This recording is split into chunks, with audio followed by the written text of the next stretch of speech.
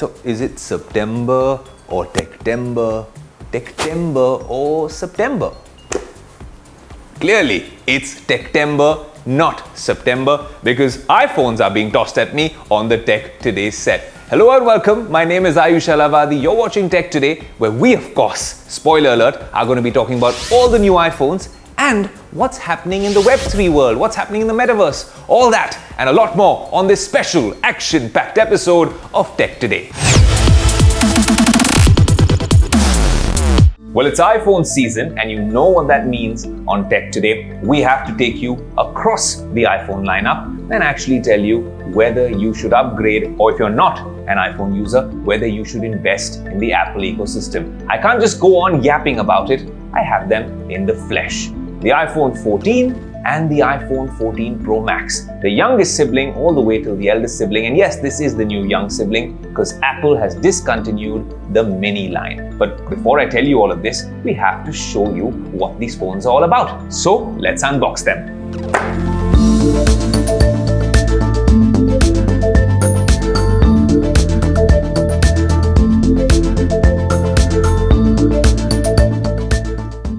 One word: impressive. The minute you unbox these devices and hold them, the one in my right hand is the iPhone 14 in this blue color, and then you have the iPhone 14 Pro Max in deep purple in all its splendor. And boy oh boy, this is one very good looking phone. But on a quick first glance, yes, it's not very different from last year's 13 Pro Max, and that's not very different from the 12 Pro Max. But I do use a 12 Pro Max as a daily driver, and I have for a couple of years. I'll tell you about how these cameras have come a long way, and it's but obvious, even for someone who doesn't understand smartphones or photography. This is the 12 Pro Max. This is the 14 Pro Max. 2 generations away, a very capable device even today. If you have this, I'd still hold on to it. A very good looking device with a good color as well. And this is the biggest and the greatest and the latest from the Apple lineup.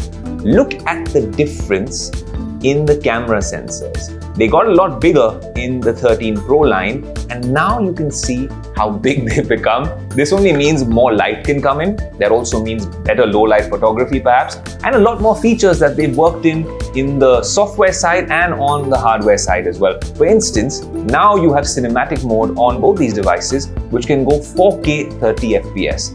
So if you were a 4K 24 FPS lover, now you can go all the way up to 30 FPS. I don't know how cinematic that is, but I think that is one upgrade. You also have on the selfie camera autofocus. So if I just turn this on right now, and you'll see, there you go. It's already catching me right there. Talking about the selfie camera, it takes a fairly decent shot. I have a lot of lights out on me here in the studio, and it's taking quite an accurate shot. Let's see what the iPhone 14 Pro Max does over here.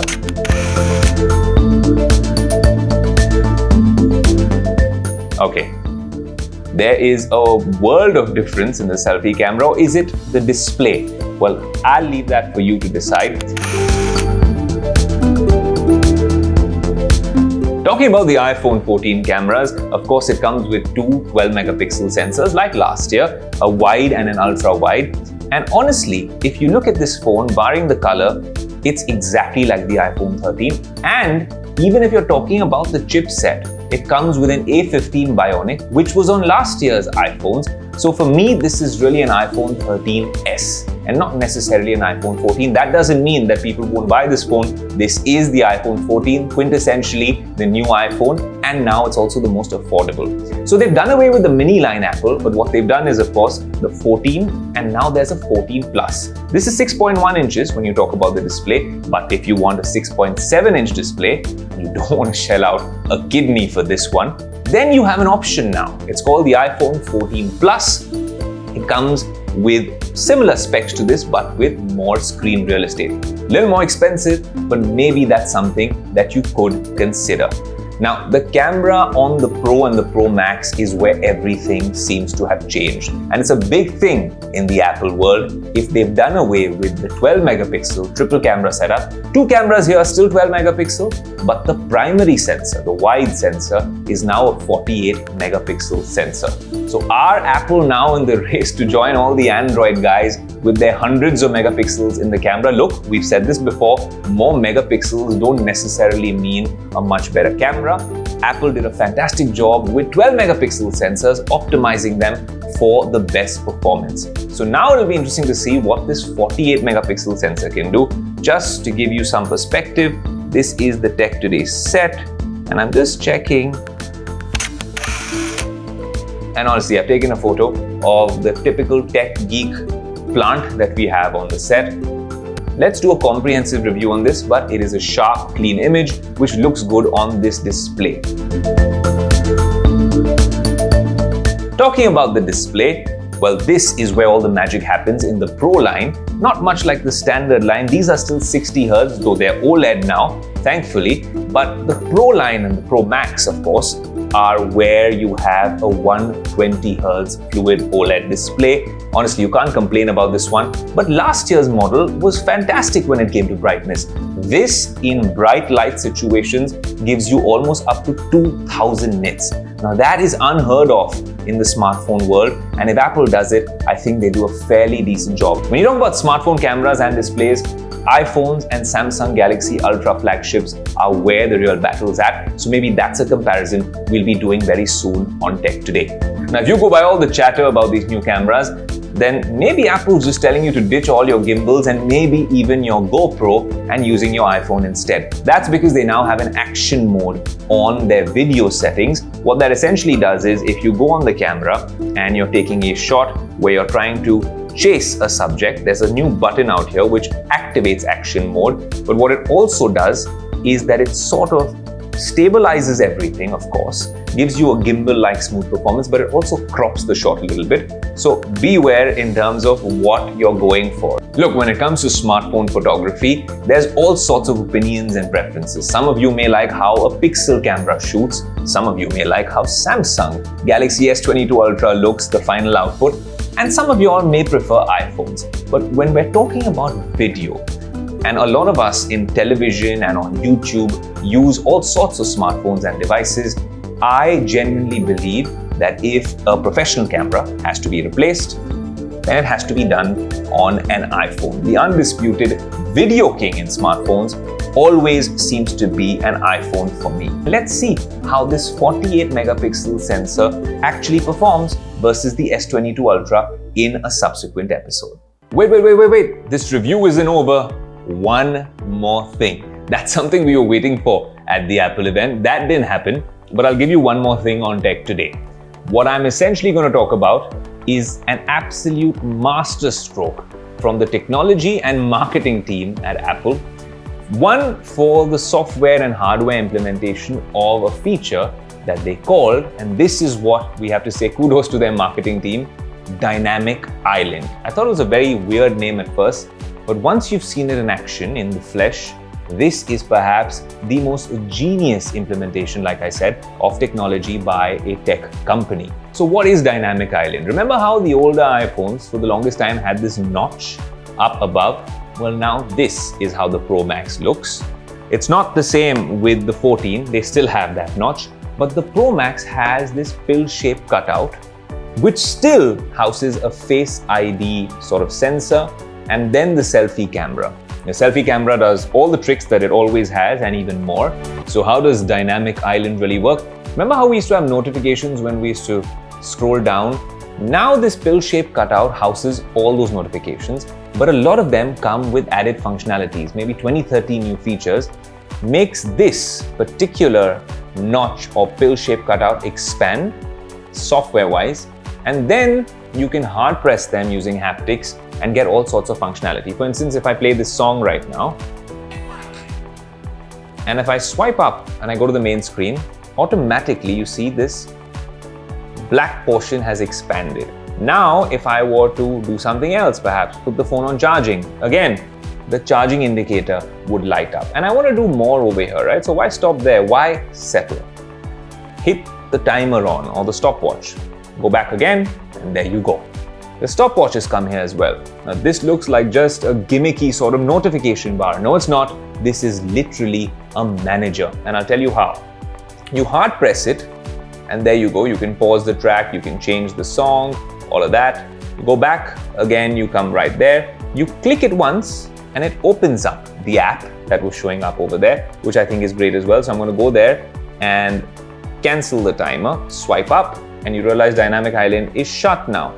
Again, if you start the timer, just to show it to you again, it's showing up right there. This works for a bunch of things when your wireless charging, there's notifications, all sorts of cool things, and third-party apps are supported. And I'm sure on subsequent updates of iOS 16, we'll see a lot more use cases as well. So as I said, this Dynamic Island was an absolute masterstroke from Apple. Well done. At nearly 80,000 rupees, if you have an iPhone older than the iPhone 11 and you're gearing up for India's 5G revolution, the iPhone 14 is a great place to start. But if you want the latest and greatest and perhaps the best video camera ever on a smartphone, then I think this is a good contender for all your money. Well, a moment of silence whilst I adore this deep purple color, which I never thought I would like on a smartphone or any sort of technology device. But it's strange, every time light hits it from different angles, it looks like a different shade of purple. So I think Apple has gotten that right. But what about the absolute powerhouse that is packed inside this beautiful deep purple body?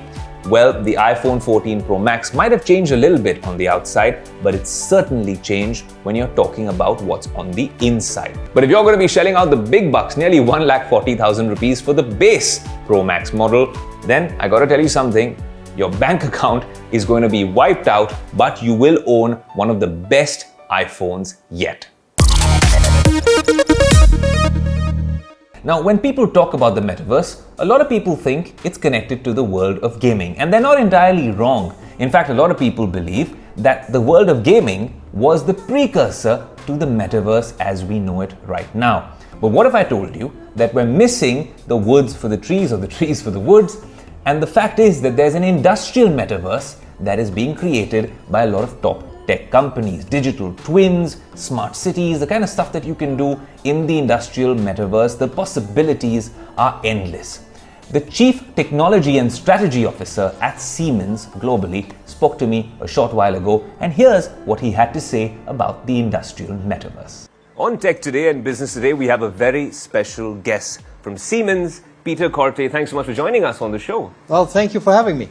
Peter, I want to start off by asking you about this buzzword in the tech world, which happens to be the metaverse. Yeah. But everyone keeps talking about it from this very geeky consumer aspect. There's an industrial metaverse to be spoken about. And I know Siemens is doing some very interesting things in that space. What is the industrial metaverse going to look like? And what exactly are Siemens' plans for the industrial metaverse? Sure. We do believe that the industrial metaverse is going to be big. It's going to be big. It's going to expand what we already know today as digital twins. So a digital twin actually is a replica of something real, right, that you can simulate. Now, think about this actually becoming really photorealistic, so it feels real, you can simulate it, and that you also can collaborate when designing it. So you and I, we could look at this table and we could change it and simulate it as we go and really design things in real time. And that is the key word, real-time design, photorealistic, and multi-physics based. That's what we do actually at Siemens for the industrial metaverse. The metaverse largely sounds so abstract when we talk to the larger audience on the show. How does this really transform things the way we look at it? Sort of a digital transformation approach. How does the industrial metaverse change that? It changes the way in particular of the collaboration, right? So we know that today products become increasingly complex, supply chains become more complex. So it requires collaboration across not just one unit, but many different stakeholders. And very often they sit in different parts of geographies around the world. So they have to design this one piece. And so obviously the software, the industrial metaverse does enable real-time collaboration and accelerating time to market for the new product developments. 2, 1. All right, that looks about right.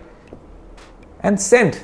That's how easy it is for you to record an ECG on your smartwatch nowadays and then export it as a PDF to your doctor. But millennials want to take it one step further and put sensors and trackers all over their body. A lot of my friends are doing it and my colleagues are doing it as well. I think it's really cool as long as those health metrics are accurate and they give you a good insight into your health and fitness levels. Jhinuk has a comprehensive report about India's health tech revolution. And it all starts with a sensor. We often think about what we put into our bodies. Well, food-wise, at least some of us do. But then again, what do you do with the information? Hi, I'm Januk Sen, this is Tech Today, and today we are going to talk about two really important things in my life. Tech and, well, food.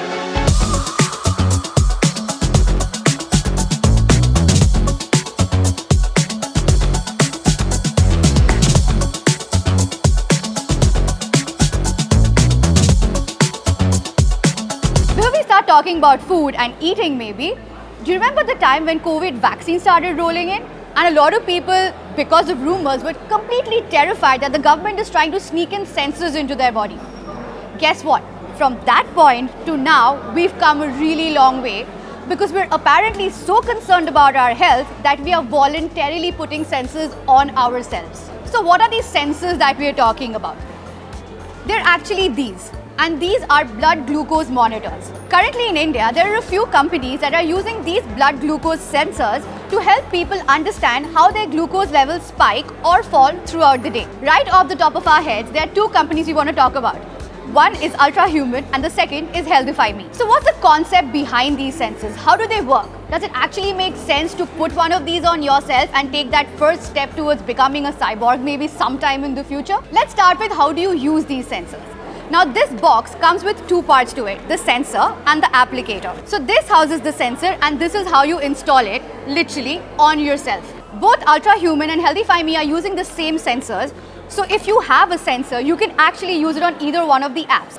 So essentially what you need to do is sign up for their programs, which is either Healthify Me or Ultrahumans, and then you get the sensor delivered to you. Both Ultrahuman and Healthify Me are essentially using the same sensor. The apps are obviously different and what services these apps can offer you are also different. To use this sensor with the Healthify Me app, you need to be on the Healthify Me Pro program.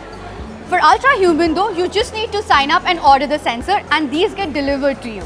Now Healthify Me also has a smart scale that you can opt for and it gets shipped to you along with the sensor. The data from the sensor and the smart scale work in tandem for Healthify Me to be able to offer you personalized recommendations about your diet and your workout and a lot more things. So how does one use this sensor? Once you receive it, you can only put the sensor on an empty stomach in the beginning of your day. The sensor takes about 1 hour to activate, and once it activates, you can use either one of the apps to scan the sensor. These sensors are actually super easy to put on. All you'll feel is a little pinprick. Once the sensors are on, you can cover it with patches like these that the companies provide. Now, each sensor lasts about 2 weeks. It takes about an hour to activate, and then ideally both the companies tell you on the app that the first 1 week should just be spent collecting all the data so as they have an idea about your lifestyle. After the first week, you will start seeing recommendations from trainers in the app on both platforms. You can speak to these trainers via the app and they will tell you what you should be eating, what you should not be eating, perhaps you should be including in some more workouts. The Ultrahuman app, for example, can automatically detect a workout because it works in tandem with other health apps on your device. And as long as you're tracking a workout on your smartwatch, it knows that there's been a workout. Given the lifestyles we lead and how fast our day goes, do we really have the time to sit down and log in all our food? If you're super disciplined, that's great for you. Believe you me, I'm not. So have we managed to convince you to plug one of these in? You should let us know. Well, that's about all the time we have on this show. It's been an absolute pleasure putting this show together for you. Of course, you can catch all these videos on the Business Today socials. And if you want comprehensive coverage, written pieces, and all sorts of cool stuff, especially on the new iPhone lineup, we're writing a lot of pieces on the Business Today website as well. That's about all the time we have on this show. I'm your host, Aayush Ailawadi, saying thank you for watching. Until next week, adios. This is Tech Today.